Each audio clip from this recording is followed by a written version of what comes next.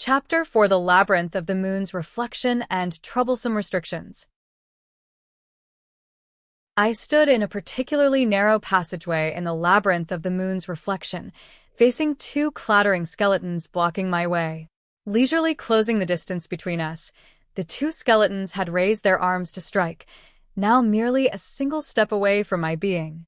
My sword, however, had other ideas, cleaving into the skeletons right before their attacks could land.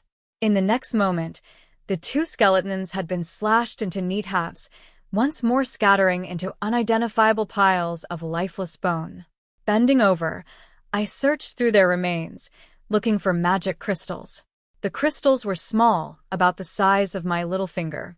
Placing them in my trusty tool belt's pouch, I once again set off on my journey through the labyrinth.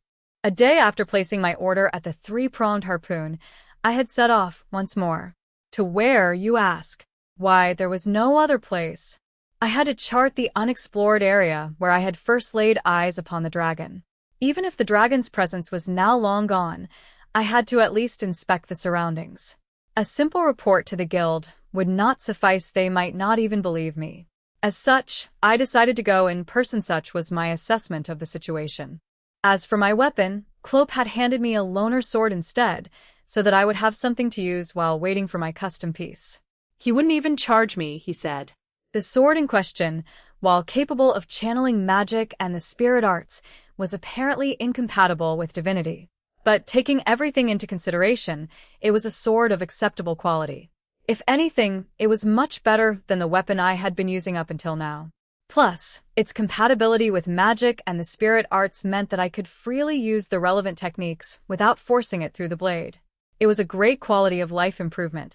I was a creature, or perhaps adventurer of habit, after all. Having placed an order for my new weapon in addition to finishing the rest of my errands, there was only one thing left to do: explore the labyrinth.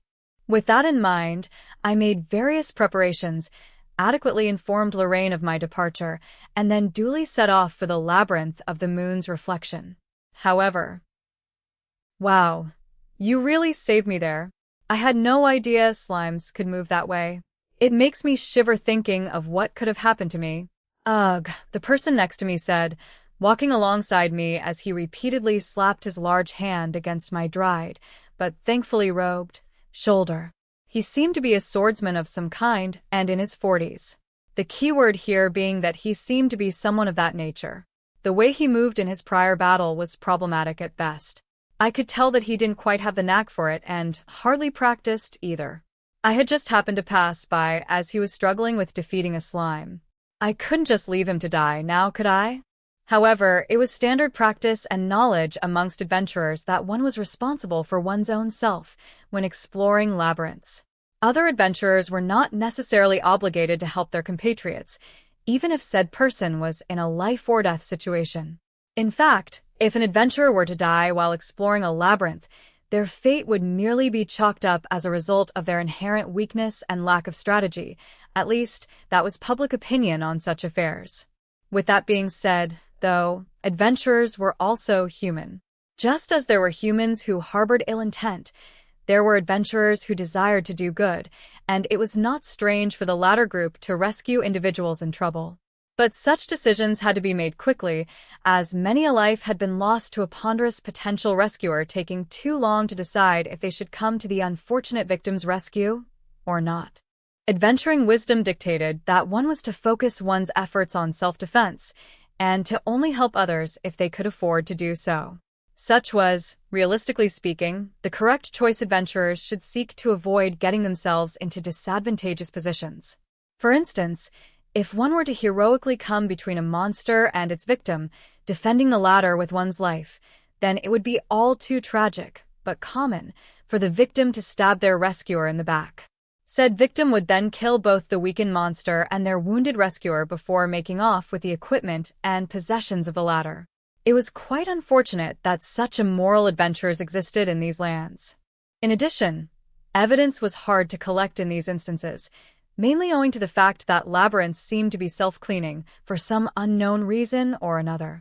Scattered pieces of viscera and other body parts were all but absorbed when the next monster reappeared in its slain counterpart's place, leaving no trace of the previous one's grisly fate.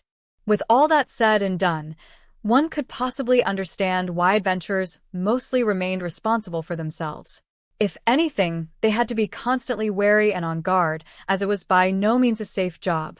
But I made the choice to step in, all the while being painfully aware of the aforementioned facts.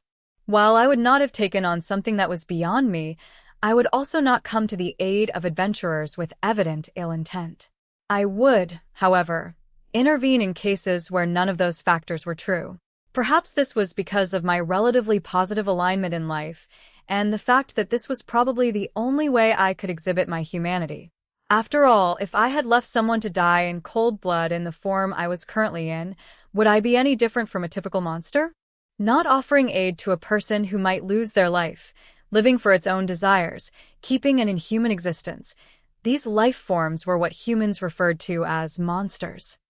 This was exactly why I could not leave this adventurer to his fate. But as previously mentioned, I did not see a need to help each and every single adventurer. In cases like this, where I could easily offer my aid and yet not be exposed to much danger, following my positive alignment in life wouldn't bring about too much trouble, so that's why I did what I had done. With that being said, however, I now felt that it would have been acceptable for me to have abandoned him to his fate. This was due to the fact that he had decided to stick by my side instead of returning to the surface where it was safe. Maybe it was because he was in awe of my power, or was it for a different reason? While I could not exactly guess his intentions, I could be sure of one thing. This man was very annoying. I was currently headed to the uncharted area where I had first encountered the dragon. If he continued to stay with me, he would surely get in the way, and perhaps even endanger his own life if danger reared its head. Frankly speaking, I should be saying something about this, but instead I found myself somewhat at a loss for words. Such was the situation I was currently in. I was not exactly trying to endear myself to other adventurers with my charity. There was no one else here to witness such an act, after all. To make things worse, if I had simply told him to go away on account of him being a bother, he probably wouldn't take me seriously. While I had been attempting to dismiss him from quite a while ago, even using a stronger tone of voice, there appeared to have been little effect. I eventually realized that words alone would not get rid of this man. Why are you following me? Deciding that I had had enough, I looked at the man, finally posing my blunt question. With that, however, the noisy chatterbox of a man suddenly sank into an uncharacteristic silence. Because you're strong, yeah? It was almost as if the words were being forced out of him. It would seem like I had hit the nail on the head. Not exactly behavior worthy of praise. There was no denying that such a choice was open for adventurers on the weaker side of the spectrum, but I could empathize to some extent. Most adventurers would choose to leave him behind, though. For starters, this particular labyrinth, the Labyrinth of the Moon's reflection-hosted monsters that were mainly oriented towards weaker adventurers. In other words, he did not have to follow me to stay alive, as the situation was nowhere near being that dire. In fact, the relative weakness of this labyrinth meant that adventuring with someone else would result in a decrease of one's overall profits. It was a strange thing indeed. As if sensing my apprehension, the man offered an explanation, albeit in a tone that suggested his hand was forced. I really need the money, see. I need 3 gold coins by the end of this week. If not, they'll take my store and everything in it. Deciding to inquire further, I pressed the man for more details. It would seem that he was the proprietor of a small restaurant, but said restaurant had fallen on hard times as the years went by. Eventually falling into debt by borrowing money at aggressive rates, the man had fallen into decrepit poverty. The restaurant would be repossessed if he didn't pay an installment of 3 gold coins, or alternatively, pay off his debt of 50 gold coins by the end of the week. With no ideas on how to quickly earn large amounts of coin, the man had turned to adventuring instead, convinced that it would earn him what he needed. With so little time, the method was reckless at best. While it was not impossible to earn said amount in such a short time, it would be very, very difficult indeed. After all, even considerably more skilled adventurers would take about 5 days to earn 50 gold coins. This man, however, lacked such skills, and he himself was aware of this. And so, This would be the reason why he'd been sticking with me all this time. If You want to do that, you would be at the new moon. not Here, right? There was one other labyrinth near the town of Malt, a large-scale labyrinth, commonly referred to as the Labyrinth of the New Moon. Compared to the moon's reflection, many different types of monsters inhabited its halls. A skilled adventurer with a higher rank than me, who is bronze class, would probably be able to make such earnings there. If, say, a skilled silver-class adventurer put in some effort in the new moon, 50 gold coins was not as unrealistic as it sounded. It mattered little if I allowed him to follow me, or if he was following me of his own will. Both posed notable problems. If we came across a stronger monster, he might lose his life in a split second, owing to the fact that he was not very skilled in the first place. With that in mind, I came to the conclusion that this man was not exactly making the best decisions since the odds were greatly stacked against him. With some concern, I expressed my observations to the man. I said I would do it, earn all that coin. I can't believe I'll have to go back empty-handed. It would seem like all the strength and bluster had left his words. Perhaps that was to be expected. A companion who was unskilled was nothing more than a hindrance in a place as unforgiving as the labyrinth, after all. Even if they were to be tasked with carrying items and equipment, they would at least need to have the ability to escape and return to the surface in the event of any emergencies. As such, this man, who could not even escape from a slime, was hardly suited for adventuring. I, too, made such a judgment of him. He was of no use to me. I'm sorry. But I am Busy I don't have time to play around with you. Although I would have entertained him if I had the capacity, I already had enough problems of my own currently. While I was much stronger than I was in life, I was probably still only in the upper bronze class regions in terms of strength and capability. To expect me to earn 50 gold coins in this state. Impossible. While adventurers did receive a considerable sum for their rewards, said some scaled with their rank, so lower-ranked adventurers did not exactly get paid extravagant amounts. Unless some special circumstance or windfall were to transpire, low-ranked adventurers could not even begin to hope for that amount of coin. Special circumstances. Come to think of it, I actually did have something in mind. As a matter of fact, that was why I was here in the first place.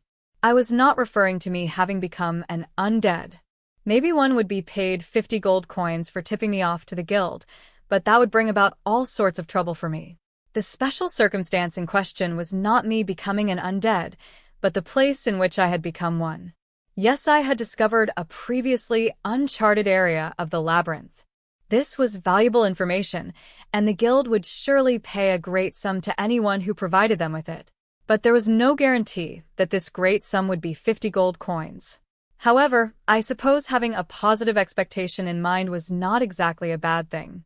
Honestly speaking, I would have greatly preferred to report this myself, but that would prove to be quite difficult given my current physical form. As such, I had to depend on someone else to deliver this information. Of course, I originally intended to ask Lorraine for help either way. There probably wouldn't be much harm in me asking this man for help. In that case, though, the discovery of the uncharted section would be attributed to this man. If it was revealed that I had known about it earlier, but did not report this information to the guild, there would surely be many inconvenient questions I would have to answer. I was already in enough trouble as is, so somehow attracting more trouble was the last thing I wanted to do. In addition, a normal-looking person providing this information would probably be more readily believed by the guild. I did, after all, look somewhat suspicious. Perhaps it was not such a bad thing, given that this was for the benefit of adventurers who would eventually chance upon this uncharted sector. Although my being unable to receive a reward was a pity, I would probably earn back 50 gold coins over a reasonable period of time. Of course, that had been impossible for me in life, but in my current form, it did not seem all that impossible anymore. This is the conclusion I came to.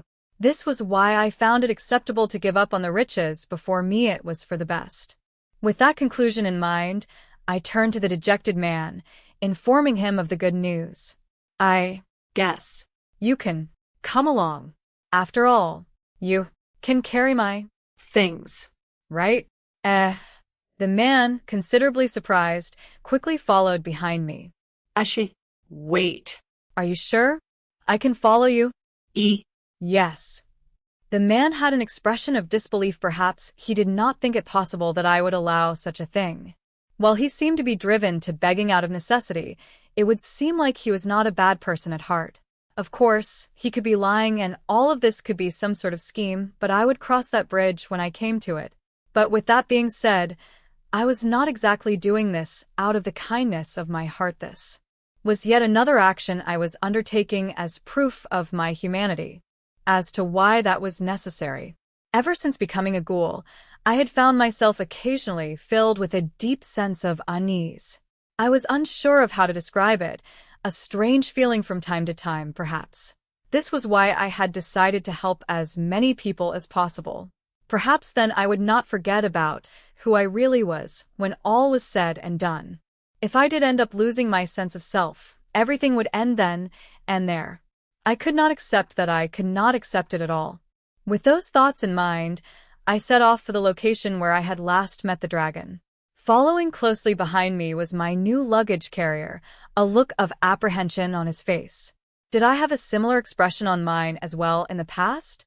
For one reason or another, those memories now felt far, far away. I could not recall them even if I tried. Come to think of it, not much time had passed, and yet I was forgetting so many things. But this was a feeling I still knew, that of impending disaster. Hey, that's a dead end, right? The man said, checking his map as he did so. The map he carried was, of course, a commonly published version sold in the town of Malt. Maps of labyrinths varied greatly in price, so depending on various factors, a map could cost a small fortune. For example, factors such as the overall difficulty of the labyrinth and the number of floors contained within could easily impact its value. Plus, maps that included information on specific characteristics of a labyrinth, in addition to details of the monsters that lived in certain areas, often came at a premium. Some maps could go into even deeper detail, with monster rep locations clearly marked, even including tips and other pieces of valuable information from adventurers who had been to those areas. The extreme end of the spectrum would include maps made by dedicated cartographers and other hobbyists who released increasingly detailed maps to outdo the competition. Past a certain point, though, excessive details become somewhat meaningless. All in all, the more detailed a map was, the higher its price tag. Such a map would be, without a doubt, very useful indeed. With that being said, the map that the man currently held was a standard, off-the-counter product. While it held details on floors that had already been traversed, it held little, if any, information on other salient points. In other words, it was just a map, and a simple one at that. Due to that, it would seem like the map he was holding declared my current direction a dead end. Of course, even I knew that, if only because I was holding the same map myself. There were differences between the two maps, however, more specifically, mine was filled with notes and markings of all kinds. I could even go out on a limb and say that my map had mutated into something else altogether. My past decade of experience was not simply for show, after all. If anything, I probably held the most detailed map of the moon's reflection in the entire town of Malt. Although I could probably sell the map for a pretty sum of coin, I had every intent of monopolizing this information. I wasn't about to up and teach it to just any and everyone. It was on this very map that I had marked a new, previously undiscovered passageway mere days ago. Of course, that was the area in which the dragon had appeared. Just Get over here. Although the man did not seem convinced at all, he had no choice but to move as I had instructed him to, giving in to my request in the end. It had become obvious to me as I walked with him that this man had little in the way of combat prowess. Although he was equipped with an average sword that could no doubt do good work, the man himself did not appear to have the skills to use it. If anything, leaving my side in this situation would be extremely dangerous, but it would seem like the man did not have a good sense of danger, either. Without saying much else to the man, I turned, continuing to advance down the halls of the moon's reflection. What is this? what? But it's not on the map. Evidently stunned, that was what the man could manage to stammer out as we emerged on the other side of the passageway. I already knew what the man had to say. I mean, I had felt the same way when I had first discovered the place. In fact, so taken was I by the discovery, I had simply walked straight into the place, unaware of the dangers that lay ahead. Indeed, it was a very dangerous and foolish thing to do. Under normal circumstances, one would retreat back to Malt and search for an adequate partner before continuing to explore this unknown area. Although I was a veteran adventurer, I had an excuse as to why I had acted differently. If one did not chart the area post-haste, there was a chance that some other adventurer could deliver a report before them. This was the very reason why I had panicked and walked deep into the uncharted sector back then. Thinking back on it, though, I realized that few individuals, if any, would even visit this specific location to begin with since it was marked as a dead end. In reality, I had arrived at this location while cornering and hunting monsters, so maybe it wasn't too big a stretch to say that no one would visit this location on the map. Plus, I usually adventured alone. In other words, I didn't exactly have anyone to drag along with me to this newfound discovery. Lorraine was an option, of course, but she was first and foremost a scholar. I had taught her the basics and much more of adventuring, so that, combined with her proficient skill in magic, made her more than capable as a silver-class adventurer. Her actual field experience in adventuring, however, was still relatively low. Perhaps it was fitting for a scholar, as Lorraine commonly left the gathering of ingredients and other tasks to me. As of late, it would seem like Lorraine's research had entered a new, intense stage, with her becoming busier and busier. She had become so busy to the point where she hardly asked for my services. The last factor in all this was most likely due to a bad decision made by me. I had, quite assuredly, assumed that it would be impossible for a large monster to exist at the end of a relatively normal-sized passageway. This was why I had entered alone. Strong monsters and their ilk commonly gave off a great aura. If one concentrated, one could easily detect it. Although high-class monsters and the like may have skills to conceal their aura, the moon's reflection was not known for stronger monsters to begin with. Even if a special monster of sorts lay in wait for me, I was confident I would have the ability to do something about it. Of course, by that I did not mean engage with it in combat, but to instead ready a proper plan and route of escape. With that being said, I had no idea what to expect. I was simply working with the assumption that the chance of such a powerful monster appearing in the relatively more forgiving moon's reflection was somewhat low. One could hardly be considered an adventurer in good capacity if one remained constantly worried of the unknown. But to be fair, I didn't exactly give the matter much thought at the time, resulting in my encounter with the dragon. Thinking back on it, perhaps there really wasn't much I could have done. In addition to the dragon not giving off an aura of any kind, my body had refused to move when I attempted to run. It wasn't exactly an opponent that could be beaten by numbers or simple strategy. Even though I was somewhat careful, I had met with it, and that was the end. Reflecting on the past did me little good. I simply did not have any good information to work with at the time. I turned my attention back to the present, and to my current foray of returning to the same spot, but I did not feel that anything was amiss here. I couldn't feel the dragon's presence in any shape or form. Although it could easily appear suddenly as it had in the past, there was nothing I could do about such a possibility. Part of adventuring was learning how to take risks, after all. If something like that really did happen, I could use the man behind me as bait and escape. It would be extremely immoral, yes, but my hand would be forced in such a situation. Thinking about it logically, if the dragon had two targets, one of them could possibly make it out alive. Even though the man in question would receive the money he needed if we were successful in our expedition, he had come all this way without knowing anything of the risks involved. I tried to convince myself that this was acceptable, but ultimately failed to do so. This was a terrible thing to do, but there was nothing much to be done about it now. Let me walk ahead. At the very least, the man had not rushed off on his own. If he stayed behind me, his chances of survival would at least increase somewhat. If a dragon had appeared before him like it did during my previous exploration of the sector, it would all be over. With me walking ahead, he would probably have some distance to work with. I advanced along the path, creeping along at an overly cautious and slow pace. The passageway was not very different from the ones that we had been walking along all this time. It appeared to be populated by the likes of skeletons, goblins, and slimes, none of which gave me much trouble. Though the man had tried to assist me in combat, it was clear that he lacked any sort of skill in that department. I suppose people truly did make impulse decisions out of curiosity or necessity.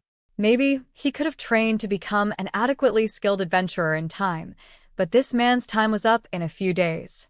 Even I could not train him up in such a short amount of time. The man should give up adventuring, and that would settle it. However, with his shocking lack of skill, the guild would probably not be so willing to believe that he had discovered and charted an unknown sector. As such, I decided to impart unto him some basic skills, as well as knowledge on escaping from monsters. If he knew that much, the possibility of him reaching this area would not be too far-fetched. It would at least be somewhat possible. This was a relatively lower-leveled labyrinth in the first place. Continuing to progress down the path, we reached it at last, an open, cavernous space, stretching out from beyond the end of the passageway. The place where I had met the dragon, and the very same place in which I had turned into a skeleton. A dead end? Seriously? Breaking away from my slow but cautious advance, the man left me behind, walking into the middle of the cavern. After looking around at his surroundings from the middle of the chamber, that was apparently all the man had to say. It was as he said, the cavern really did appear to be a dead end of sorts. A disappointing discovery, if nothing else, to think that, after all this time, this previously undiscovered sector had nothing to show for its mystique other than an empty chamber. Perhaps it was typical for a human being to feel like there should be something at the end of the tunnel, maybe a treasure of sorts, or even a monster of some kind. In many ways, though, it was safe to assume that whatever had been here at some point in the past was now gone. Basically, that would be none other than the dragon I had encountered. If that were indeed the case, then all that was left here would certainly be nothing more than a large, empty space. It was somewhat lonely. The man circled the chamber, as if to check for a forgotten detail or something. As if on cue, his voice soon rang across the chamber. "Hey, there's a gap here," the man said, with newfound vigor. Deciding to affirm his discovery, I walked forward, pausing to inspect said gap. Sure enough, a hole was present, in addition to a small but constant breeze steadily streaming out of the dark crevice. It seemed that his discovery was sound, as something appeared to lie beyond this hole in the wall.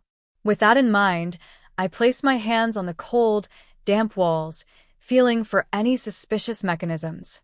It did not take me long to find something fitting that exact description, a depression of sorts, which I immediately pressed down upon. With an audible click, part of the wall slowly slid up, exposing a new path. A hidden passage. Oh, yeah, seems like it. Really though? Wow. If you report this uncharted path and hidden passageway to the guild, wouldn't you be rewarded pretty generously? The possibility was undeniable. Thinking that I had solved the man's debt problems as well, I turned to face him, only to find him nervously shaking his head. No. Of course, I understand that you found it first. I'm just following you, and I can't fight any monsters after all. I won't say anything, not a thing at all, about how we found it together. Still shaking his head, the man continued his self-deprecating monologue. I had assumed that the man would at least ask for a small cut of the profits, having come all this way with me. So it was somewhat unexpected for him to say that. Although a large sum of gold would indeed be useful to me, I couldn't exactly spend it anywhere I wanted, especially given my current appearance. But it wouldn't be a bad thing if I were to simply earn a large sum here and now, slowly spending it as the days passed. Perhaps I was being a little too charitable, but then again, it was impossible for me to report my findings to the guild. I have no interest in the reward. Better for you to take the reward. More importantly, the path stretched on, leading into the darkness. I found myself more drawn to what lay beyond this hidden door, and I set foot through it, not stopping for a second to hear the man's response to my statement. The hallways beyond the hidden doorway did not differ much from the typical scenery of the moon's reflection. While the strength of its monstrous inhabitants increased, they were hardly noteworthy, being slime subspecies and the like. Specifically, they were called poison slimes. In addition, some soldier skeletons were wandering about, their bony appendages equipped with cheap-looking swords and battered equipment. Although I wasn't at a level where I could ignore them altogether, they were opponents I could safely fight and defeat, as they were by no means challenging. This particular passageway quickly proved to be shorter than the previous one, and we soon found ourselves in yet another open space. Somewhat concerned about the dragon's reappearance, I advanced slowly and carefully, but apparently my concern didn't amount to much. The chamber, while not exactly empty, did not seem to hold anything in its depths save for one sight. In the middle of the chamber was what appeared to be a magic circle of sorts, made up of various lines and shapes carved into the ground. Yet another rare sighting, but even still, they were common enough for adventurers to know of their existence. These magic circles commonly functioned as teleportation devices, and they were usually found in the deeper areas of a labyrinth. A party would typically be unable to progress unless they found some way to utilize said magic circle. If anything, there was a possibility that the magic circle here, too, was one such device, but this was the first time I had seen one in person. The man, stepping into the open space, craned his neck, looking around the chamber once more. Really? There's nothing here, too. Is there another hidden path somewhere? The man seemed to have completely failed at noticing the existence of the magic circle in the middle of the chamber. You? Looking down at the circle to give him a hint, the man only looked at me with a puzzled expression, brushing off my hint. As if not understanding my concern, the man merely shook his head, continuing to stand where he did. Something happened? That was, apparently, all he had to say. Judging from his words, it would seem like the man was incapable of perceiving the circle. I didn't know how to put it into words. Was it a magic circle that only I could see? If this man could not see it, what about other adventurers? But of course, I had no way of knowing. It would perhaps be too reckless a thing to simply jump into the magic circle without knowing what it did. Thinking so, I raised my head, only to see the man approach me, as if to discuss some topic or other. Before I could stop him, the man had placed a single foot into the outer rims of the circle, stepping into the very device I had been attempting to caution him about. In the next second, the man was enveloped in a bright light, before promptly disappearing into thin air. I was immediately filled with a deep sense of regret. I probably should have stepped on the circle before he did, or at least warned him of its existence. Alas, there was not much to be done about it now. I should instead be thinking about the next step. What should I do?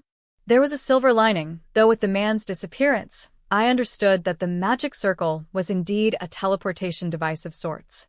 He was probably unharmed, just whisked away to another part of the labyrinth.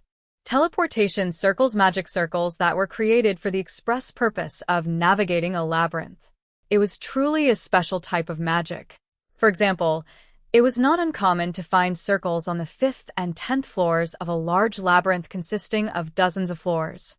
Unfortunately, these circles could not be crafted by the hands of man. Similar attempts at recreating magic circles were attempted by scholars, and the like to little effect. The circles just did not work at all. Research had revealed that the composition and writing used in said circles were completely different than those used by humans, so it was seemingly difficult to gain any sort of useful information from them.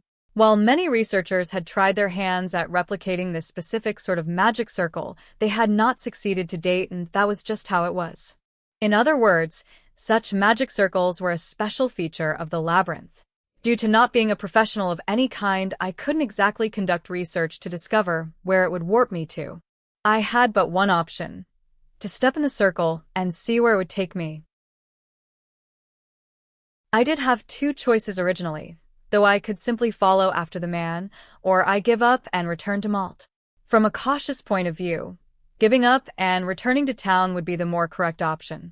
After all, if the magic circle had warped me away to some faraway place with no means of return, it would be quite the dire situation indeed.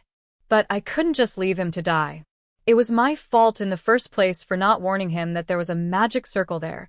Even if he could not perceive it, I could. Leaving him to his current fate would leave a bad taste in my mouth. In addition, There wasn't necessarily no way to return from beyond the magic circle. Thinking of the information that I had gleaned of such circles, I recalled that they usually came in pairs, mainly to enable two-way warping. My unfortunate companion, however, did not have such knowledge. This was a logical assumption considering that he hardly knew anything about adventuring to begin with. It would be silly to think that he would somehow know how magic circles worked, or what they even were. On top of that, the circle was invisible to him. With all those factors in mind, I concluded that I couldn't expect the man to simply step through the other circle and return to me. Damn it. The more I thought about it, the more agitated I became. I had to make up my mind one way or another. I would be unable to sleep at night, knowing I had abandoned him to die deep inside a labyrinth. Slowly approaching the magic circle, I stared at its softly pulsing lines for a short while before finally stepping into its confines. As expected, a bright light rose from the depths of the circle, enveloping my entire body and robbing me of my vision. Surely, I would now be flown off to some unknown location. Such was the impression I had of magic circles in general. Although I had stepped into the circle by my own free will, I still remained somewhat apprehensive. But now that I was in the circle, I could no longer turn back. If I stepped out of the circle during the process, something terrible could happen, and I was not eager to find out if my body would be ripped in two. This was why I prayed for the circle to drop me in a safe location. At this point, that was all I could do. It would seem like my expectations and hopes for a safe location were very quickly betrayed. The reason for me saying that was right in front of me the scenery that lay before my eyes as the wall of light slowly receded. It was a place with a high stone ceiling, evidently made of hewn stone. It was a large, open space, but still probably a part of the labyrinth. That was my assumption as I looked out at the sight that lay before me. The very walls of the chamber itself seemed to instantly absorb any kind of magic spell thrown at them. Does the uncharted sector of the moon's reflection continue on even deeper past this point? While I would have liked to continue pondering on it, I did not have such an option, for there was a much more pressing matter before my eyes. Standing before me was what appeared to be a monster of gigantic proportions, tall enough to almost touch the ceiling. At its feet was the crumpled form of a man. To be precise, it was the very same man who had been with me earlier. I could see that much from his hairstyle and equipment. Although I was somewhat far away, it was likely safe to assume that he had taken an attack from the monster head-on and was now out cold on the ground. His hands and feet seemed to be slightly moving. He was alive. I had to help him. However, a large obstacle stood between me and my companion, the monster in question. It was a large, but somewhat familiar, sight, at least to me. An abomination made of bone, living in an eternal pocket of still time, with an equally eternal life that flaunted the divine laws of the land. It was none other than a skeleton.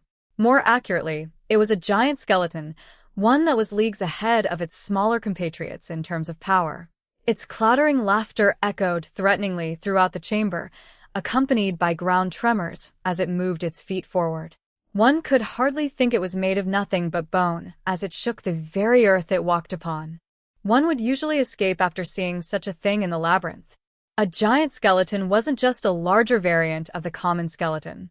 Despite it being made of bone, it had absorbed the powers of a giant at some point in its life, and it was at least 2 to 3 times stronger than its common brethren.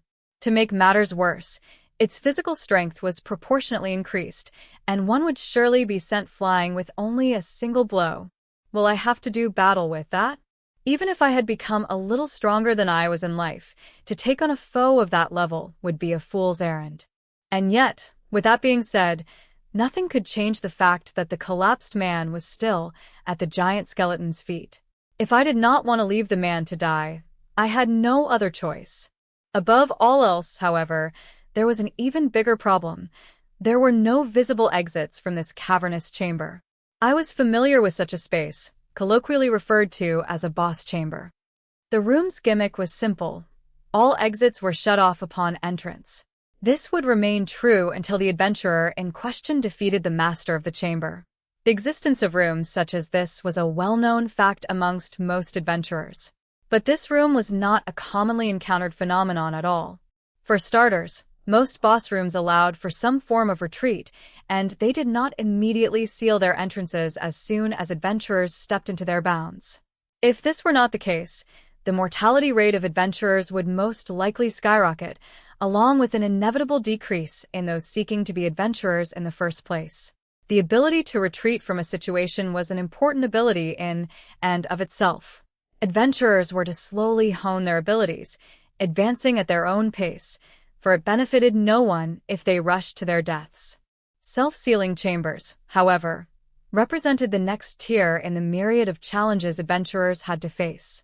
In fact, rumor had it that boss chambers in a Labyrinth's uncharted sectors were all self-sealing by nature. Other rumors also spoke of how such chambers increased in frequency after a Labyrinth's 40th floor. Put simply, self-sealing boss chambers like this represented one of the most daring challenges to adventurers. One would have to stand above all their peers, be they beginners, veterans, or expert adventurers, in addition to clearing at least 40 floors worth of labyrinths, before hoping to stand a chance in such a chamber. With all that being said, I became aware of the fact that I was standing in the middle of one such chamber. I had no choice but to do what needed to be done. Strengthening my resolve and drawing my sword, I slowly advanced upon the giant skeleton. Luck seemed to be on my side, as my appearance had apparently drawn the skeleton's attention away from its previous victim. The unfortunate man, being nearly unconscious, did not seem to pique the skeleton's interest any longer. I had to end this quickly and tend to his wounds. With that thought in mind, I slammed my foot down upon the ground, rushing toward the giant monster. With a burst of speed I hardly experienced in life, I propelled myself forward, almost immediately reaching the giant skeleton's feet. Raising my sword, I brought its blade down on the monster without a shred of hesitation. However, clunk!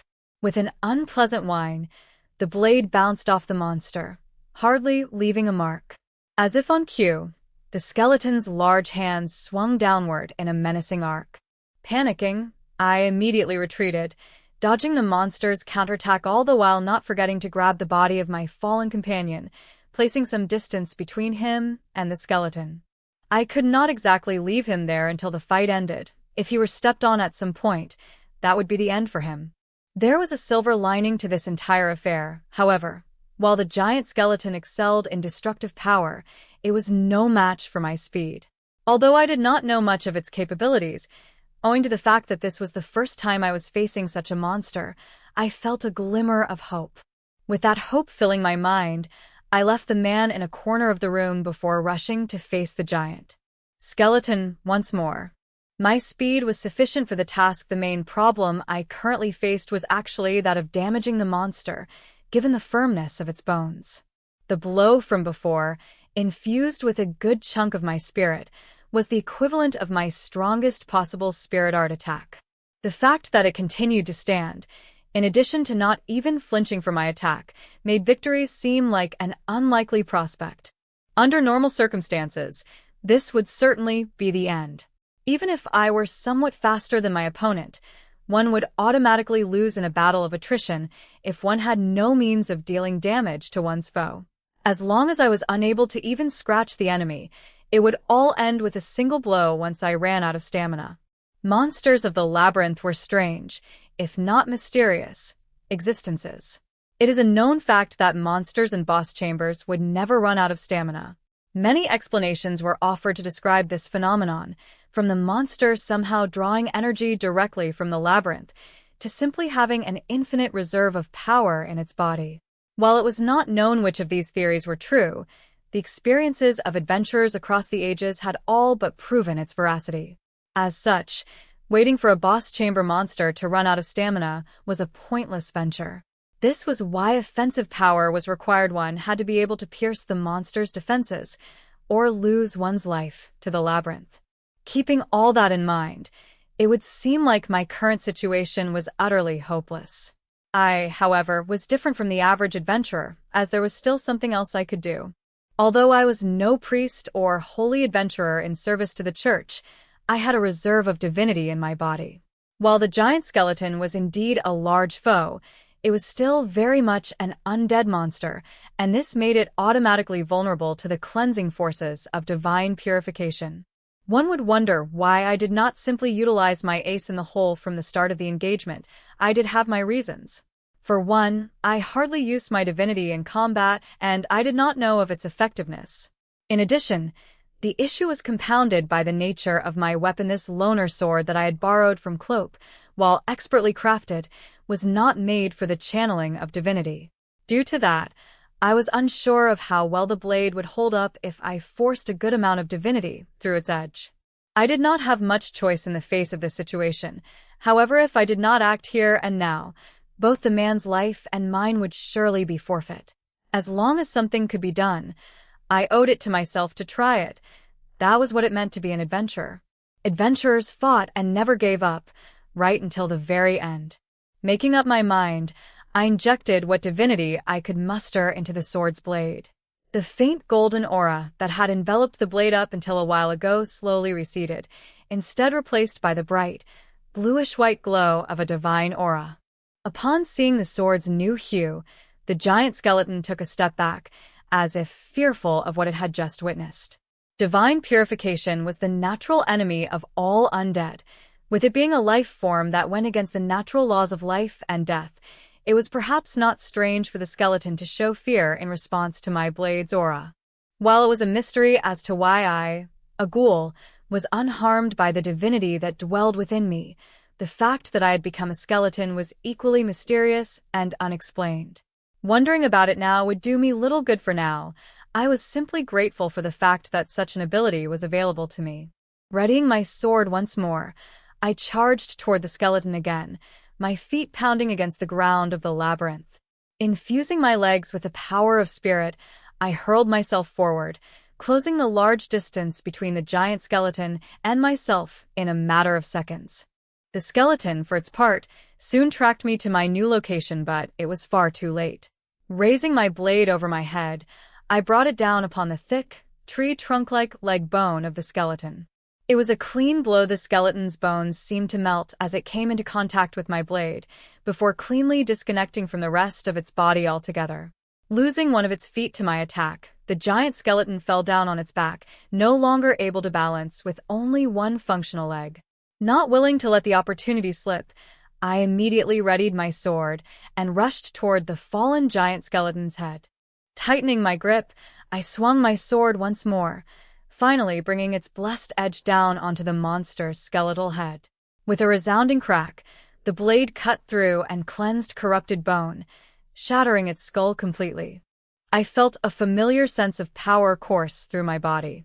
This power was unmistakably that of the giant skeleton, the very same one that I had defeated moments ago. The rush of energy was more intense than any I had felt up until now, which was proof that it had truly been a formidable foe. With that being said, however, one had to be at least silver class or above to defeat such a foe. Yet, even so, I had somehow triumphed. I looked down upon the giant skeleton's scattered bones, which had lost their undead traits after I had shattered its head. I sighed in relief. Of course, this was only a manner of speech, as I did not, after all, have functional lungs to breathe with. It was more about the mood. Unlike the earlier, skeletal version of myself, I could feel the existence of such organs in my chest. Unfortunately, they weren't functional, unlike those of the living. While I could breathe, I did not feel like I was taking in air. But I could feel myself breathing as I swung my weapon, or when I was executing certain complex movements. Perhaps it was merely a force of habit. Having known the basics of combat breathing in life, little could be done about my tendencies in death. It was said that certain experts could read and predict the movements of a person simply by observing their breathing. If I were to become a mithril-class adventurer, I could not lose to such an individual. With that in mind, I resolved to eventually do something about the breathing methods I had learned in life. But at the moment, I was reminded of a more important thing to tend to, the man I had left in the chamber's corner. He could have been injured before my encounter with the giant skeleton and could have possibly been wounded this entire time. If I did not administer aid soon, he could very well lose his life. He was still drawing breath then, but what about now? I did take quite some time to defeat the giant skeleton. With that in mind, I approached the man and inspected his wounds. It would seem that luck was on his side, as his wounds seemed shallow. Upon closer inspection, however, I discovered that this wasn't the case. His injuries, while not easily visible, were still problematic, namely, a broken part of the rib near his sternum, in addition to some crushed bones in one of his feet. If I had left him here, he would have surely passed on due to the severity of his injuries. But luckily for him, I was here. While I could not use any directed, curative magics, I had a reserve of divinity within me. Though magic did need to be studied in earnest, with the user understanding the logic behind it in order to cast spells, such was not the case with divinity. Many individuals instead used divinity simply as it was, almost instinctively. In fact, this was the reason why even someone like me, who was by no means a priest of any kind, was able to purify water immediately after being blessed. The only problem was the lack of a teacher, as I had mostly learned by trial and error. This man was fortunate indeed. My reserves of divinity had only increased following my transformation into a ghoul. In addition, I felt more recharged than ever due to the surge of energy flowing into me from the giant skeleton I had defeated. I could feel my body growing stronger. The fonts of mana, spirit, and divinity all seemed to intensify within my being. Each of them were markedly stronger than before due to the giant skeleton's defeat. At least, it felt that way to me. If my observations were indeed true, I should be able to do much more than just purify water. I might be able to heal this man's wounds right here and now. It was perhaps worth noting that healing wounds with one's divinity was usually in the territory of priests and the like, and were commonly treated as divine miracles. In fact, such a skill was not exactly common even amongst those who worked for the church. It was also said that the amount of divinity and aptitude one had was directly proportionate to one's faith. Basically, if one was unable to use such techniques, it would simply mean that one was short on faith. Due to this series of assumptions, members of the church who were capable of curative feats, as well as those wielding great fonts of divinity, were often worshipped as saints and were greatly revered in the eyes of the public. From that point of view, though, the fact that I could use divinity in and of itself was a little strange. The reason for this was pretty cut and dry. I was not exactly a man of great faith. For one thing, the reason I had been blessed with divinity in the first place seemed little more than coincidence. Although I was deeply grateful for it, I couldn't exactly say I religiously worshipped the spirits or fairies responsible for my powers. This was why I found my continuously increasing font of divinity strange. No matter how hard I thought about it, I could not come up with a reason for it. I suppose that was fine, since it wasn't exactly a bad thing. To be clear, the usage of divinity to purify and cleanse undead such as myself was not a good thing for me at all, but my continuous use of divinity did not seem to have hurt me in any way. If there was no problem with it, then that was that. Such was my adventurer's reasoning at work. With that out of the way, I supposed I should start treating the man. While I had not done anything remotely similar to this before, I could at least try. Honestly speaking, though, this amounted to the first time I would attempt anything like this in my life, so I had severe doubts about succeeding. I was operating on gut feeling alone. I felt that it would go smoothly, although I did not have any sort of empirical evidence to back up my claim. For a while I stopped and wondered, was it really all right to work on a severely injured man off of gut feeling alone? I did, however, also feel like it wasn't too different from purifying dirty water. Perhaps they were similar in principle. Either way, I had to do something about the situation. Placing my hands on the afflicted parts of the man's body, I concentrated, directing the well of divinity within me into my palms, as if I were enchanting my sword with its aura. As expected, a blue-white glow enveloped my hands. While it might have been a better idea to remove my gloves, I would be asked many troublesome questions should the man awaken halfway through his treatment. As such, I decided to err on the side of caution, keeping my gloves on. If the gloves were really posing that much of a problem, I would cross that bridge when I came to it. Fortunately, though, it seemed like my divine aura cared little for my gloves. The bruised reddish-black surface of his skin slowly reverted to a more natural color as the divinity did its work. Slowly but surely, The man's bones began healing, with previously broken pieces moving back into their rightful positions. Although I had no idea as to how long it would take to fully heal the man's injured sternum, I eventually stopped, judging the treatment to be complete. I did, after all, have another injury to tend to. With that in mind, I moved my hands to his crushed foot.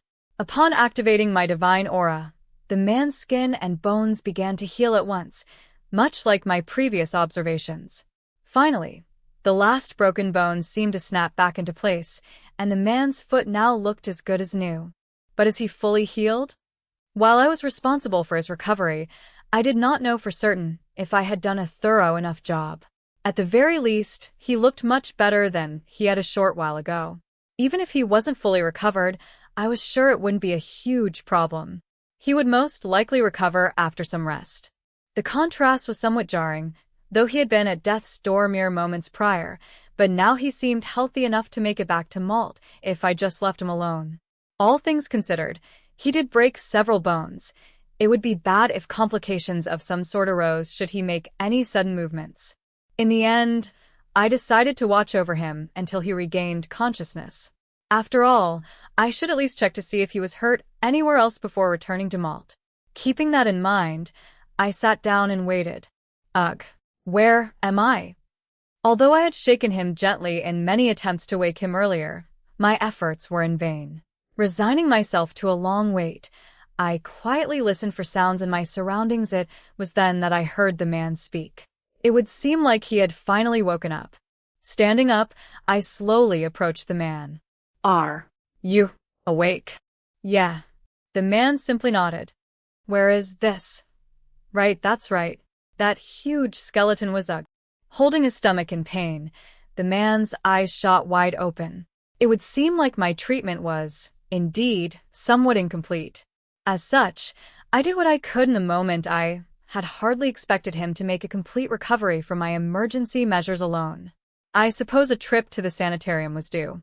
He should, at the very least, get treated by actual healers. My response to him was equally simple. I defeated the monster. This is the proof. With that, I held out my hand, showing him the glistening magic crystal in my gloved palm. I had discovered this crystal amidst the remains of the giant skeleton. The process, however, was by no means short, as I had to dig through a small mountain of debris and bone parts. But then again, I had plenty of time on my hands, and I eventually managed to locate the crystal after a concentrated effort. Perhaps its large size made it somewhat easier for me to locate. The man could only stare at the crystal with a dumbfounded expression. From its size alone, that's a gold-class magic crystal, isn't it? I don't know much about these things, but it's sure worth a lot of money. Though one would easily come to such a conclusion looking at the crystal alone, I had my doubts about the claim. Personally, I hadn't thought defeating a gold-class opponent was even possible for one such as myself. If anything, this could have been a stroke of luck, and the crystal would in turn be a relatively rare item from this type of monster. This sort of thing happened occasionally, where monsters that had lived for a relatively long time usually housed higher-valued magic crystals within their bodies. The giant skeleton I had fought had probably guarded this chamber for a long, long time, hence my discovery of such a crystal from its remains. In any case, it was definitely a crystal that would sell for a decent amount of money. The man started speaking once more, his eyes fixated upon the crystal in my hand. If I had a magic crystal like that... No. Never mind. Stopping himself mid-sentence, the man looked away, as if to avert his eyes. It did not take a scholar to understand the meaning behind his words. This crystal could probably sell for more than 50 gold coins. In other words, it would be the man's salvation, as it would immediately clear him of all his debts. The man, however, did not ask for the crystal or beg for it in any way. I suppose my deductions were not too far off the mark based on that. This was why I said to the man, "If you want it, you can have it." As with all things, however, it would come with a suitable price. Are you serious? Really? But you're the one who defeated that monster. I can't simply take it from you, the man said, but the desperation in his eyes was plain for all to see. Shaking my head, I continued my statement. I am not giving it away for free. With that, the man seemed somewhat more convinced. But I've already told you about my circumstances, no? I don't think I can do anything for a strong adventurer like you. It was just as the man said. If I had to make an honest appraisal about my power, I could say with confidence that I was far stronger than I had been in life. Perhaps this wasn't an unreasonable assumption coming from someone like him, who wasn't an adventurer in any shape or form. He would naturally assume that he could not be of any assistance to me. What he had said did hold true in some aspects. He was debt-ridden, and his skills as an adventurer were almost non-existent. The man probably assumed that he could not assist me in any way, be it financially, economically, or physically. However, that was only from the man's point of view. To me, this man held more value than he gave himself credit for. I was an undead, after all. I could not simply waltz around the streets of Malt. It was difficult, if not impossible, for me to visit the shops in Malt. Even if I were to employ a middleman of some kind, it would be difficult to find such an individual to begin with. What I'm getting at here is that this man could very well be the perfect middleman and errand runner I had been looking for all this time. There was just one problem. Even if I described my situation to him in detail, it didn't seem like my words would be so easily believed. If I just told him that I was an undead, he could simply report me to the authorities whenever he pleased. Even if he didn't do anything of the sort, he might become apprehensive toward the idea of assisting a non-human. This was why I decided I would skimp on the details. All I had to do was convince him to assist me. It isn't anything too difficult. Well, what is it then? As you can see, I look like this. I can't really go into shops or the guild. All you have to do is go in my place. Saying so, I took my glove off, showing the man my hand. I had assumed this was a relatively safe gamble, so long as he didn't see my body or face. In addition, I didn't exactly lose my arm, it was merely dried up.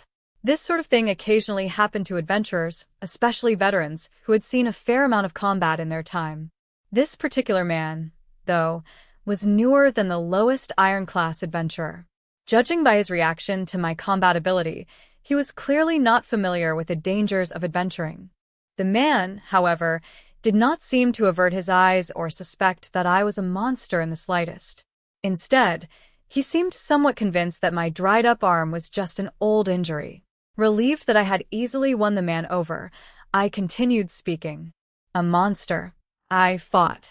A long time ago. Got me. Good. My voice, too. Injury? From that time. I see. I suppose strong adventurers do face such great risks. Apparently the man had become an adventurer without putting much thought into the dangers of the job. It was probably more accurate to say that he did not have the luxury of thinking about such affairs. But the sight of my arm seemed to have awoken him to his folly. After spending some time quietly in thought, the man finally spoke. I understand. If it's just that much, even I can do it, yeah. But is that really all right? It's a little strange for me to say it, but this deal is heavily in my favor. Those are your circumstances, aren't they? But yes. I see what you mean. How about this? Then, the man, upon seeing that I had another condition to add on to the offer, seemed like he was able to make more sense of the general situation. Ironically, me making the deal less sweet seemed to put him more at ease. The words I was about to say would truly betray the man's expectations, however. Then, when your debts are all paid off, I want to be able to eat and drink at your shop for free for as long as I live. How's that? As if not believing what he had just heard, the man put a single hand to his head, a bitter smile slowly forming on his face. Are you serious? Are you stupid or something? Why do you ask? I'm saying dash. I'm saying something like that can't even begin to pay off a magic crystal worth more than 50 gold coins. You get it, yeah. So, Is that a bad thing? I'm not saying it's bad. Ugh. Eat however much you like. I'll work hard, so my shop doesn't ever go under again. I'll work like I've never worked before. Thank you so much, boss. With that, a smile finally broke out across the man's face. His eyes, however, were red, with large beads of tears flowing rapidly down his face. Upon seeing his reaction, I couldn't help but feel like I had done some sort of good deed. With the problems of finding a cooperative human and the man's debt both being settled by the giant magic crystal, I decided to ask for his opinion on what to do from here on out. With that said, however, I already had a clear-cut answer in mind. We had to relocate.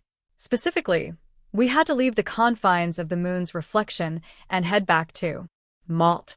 The man did, after all, get what he came for, and there was no longer any reason to expose him to danger. Even I couldn't help but feel like it would be troublesome to have him continue exploring the labyrinth with me. Although the moon's reflection was primarily inhabited by normal monsters such as goblins, skeletons, and slimes, the occasional exception did exist, as demonstrated by previous events. If another giant skeleton appeared, I wouldn't be able to guarantee the man's safety, let alone his life. This was the reason for my suggestion that we should return to Malt. The man, with no reason to disagree, quickly followed after my footsteps. While there were certainly concerns as to how we would return, I had already solved that problem as the man slept. A magic circle had appeared after the giant skeleton was defeated. There was no such thing there before. Although I did not test the circle to see where it went, I felt like it was reasonable to assume that it simply brought us back to the room that had sent us into this chamber. Even if that were not the case, all we had to do was search for another way out. The chamber's lack of exits meant that we had little choice either way. Stepping into the circle, we were transported back into the room from whence we came, much to my relief. After that, the way back was relatively uneventful. This was probably because the man was now considerably different, as his strength, courage, and nerves all seemed more tempered. Perhaps it was due to us having witnessed the giant skeleton, or me teaching him the basics of adventuring, but the man now remained calm, even if a monster did appear. He also held a more concrete understanding of what he should do in such a situation. Although he could not win against a monster in a one-to-one fight just yet, he had advanced to a stage where he could put some distance between himself and a monster and quickly look for an escape opportunity. If he continued gaining experience at this rate, he would no doubt progress to at least bronze class in 2 years or so. Thankfully, such was not necessary for the man. I did, however, consider it somewhat necessary for him to at least understand the basics of combat, considering that he would be running errands and turning in assignments at the guild on my behalf from now on.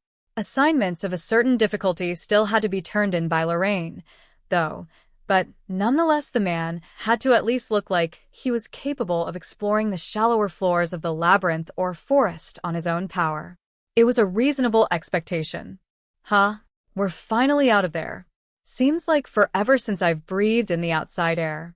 It feels nostalgic, even though I haven't been away for long, the man said as he took a deep breath, stepping away from and out of the labyrinth's entrance. It was not too difficult to empathize. He had been in a near-death situation, after all, and could finally afford to relax after leaving such a dangerous place behind. However, even outside the labyrinth, monsters still lurked in its surroundings. Although one was not supposed to let one's guard down even after exiting the labyrinth's halls, I decided to let that slip today. But I did tease the man for his carelessness. Maybe I should continue exploring until we are back in Malt.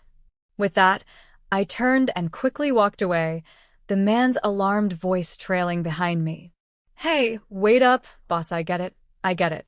The man's voice reminded me of how it felt to be an adventurer, and for the first time in a long while, I smiled. More accurately, I attempted to smile, but the dried-up skin on my face could not hope to emulate such a human expression. I wished Tunde's smile like a human again, but was that even possible? With that in mind, I headed off for a nearby rest spot, where fiacres heading back to Malt would often stop. Here it is, boss. This is my shop. What do you think? Not too shabby, yeah? Upon returning to Malt, the man promptly led me back to his store. It was located in a strange corner of the city, and, to be honest, I had not seen such a shop in my 10 years of living in Malt. Malt was pretty large for a rural town. The presence of 2 labyrinths nearby meant that there were more than enough watering holes for the town's adventurers. As such, it wasn't too rare to not know of certain establishments outside of one's social circles. It was worth noting, however, that the man's shop was, per his words, not too shabby at all. It was a somewhat elegant-looking brick building. If anything, its elegant air would seem somewhat intimidating to the average adventurer. It had a unique atmosphere, and perhaps it wouldn't be a bad thing to visit every now and then. That was what I thought as I looked on. Maybe the food here is terrible? I could not come up with any other reason as to why such a respectable-looking establishment would fall on hard times. Seemingly satisfied, the man pushed the shop's doors open, with me following closely behind him. Darling, you're safe. The first thing to greet my eyes was the sight of a beautiful woman flinging herself onto the man, almost shouting as she did so. With her back-swept amber-brown hair and slim build, she exuded a reliable, hard-working aura. In all politeness, she was a beauty and a gem. From the way she had addressed the man, however, I could more or less understand their relationship. It was the man's turn to exclaim loudly next. Isabel, I told you not to worry. See? Are fine, yeah? But you went off to the labyrinth. Darling, you can only cook, not explore a dungeon. I've told you so many times not to do something so foolish. Hey, now, I'm a man, yeah? Something like the labyrinth is nothing, is what I would have liked to say, but I'm afraid you're right. To be honest, I was about to get done in by a monster, but I was saved. In fact, the only reason I'm standing here now is because of him. Gotta thank the boss. Oh.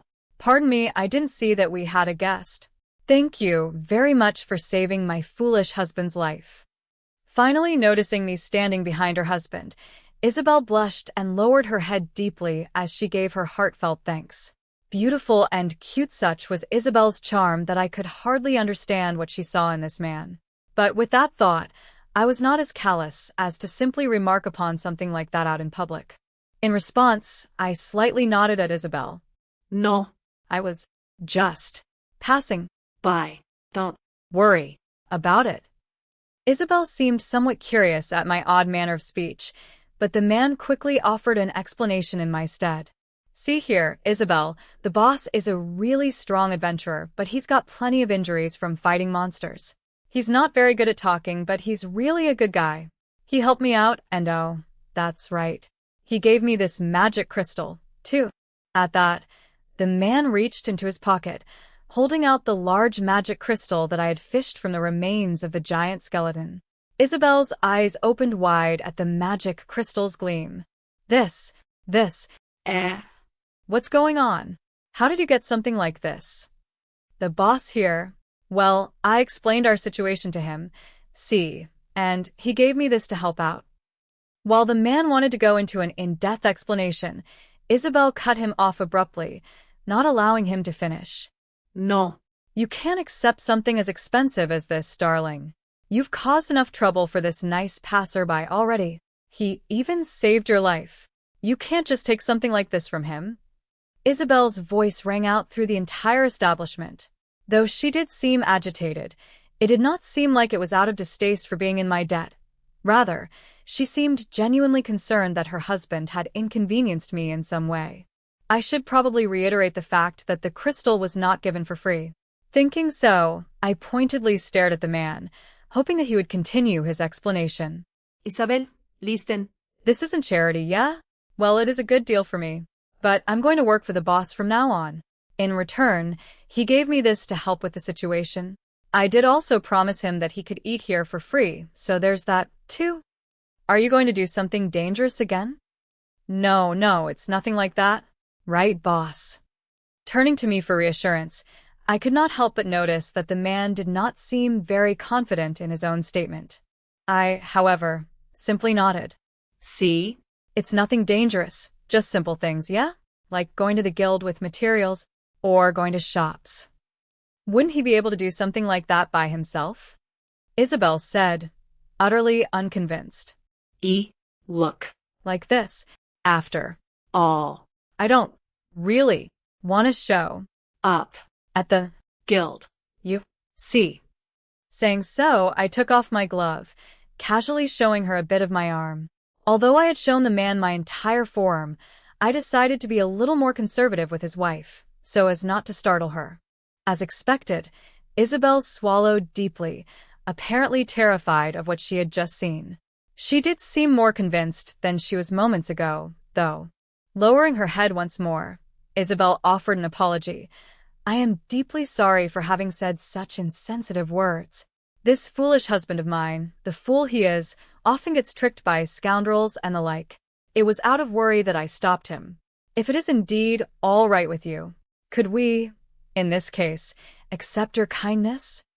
She was referring to none other than the magic crystal. Having fully understood the current situation, Isabel seemed more ready to accept the gift.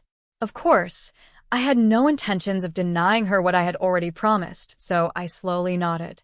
That was what I said from the start. We have a deal. Then, at my words, Isabel offered her hand, extending it toward me. Yes, we are in your debt. I was somewhat surprised she would ask for a handshake after what she had just seen. Did it not terrify her?